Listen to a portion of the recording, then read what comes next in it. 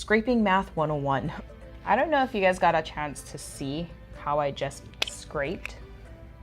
This is basically how I scrape designs that are heavily etched.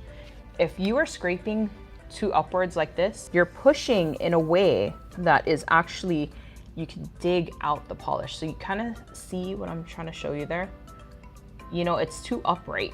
And so I don't know if you guys can see that discoloration, but there is a slight discoloration where it's like you can see that it's lighter over here and darker over here, meaning that there is like more polish there. And it's like I dug out the polish right there, okay? So the idea is for it to come out as evenly as possible, right?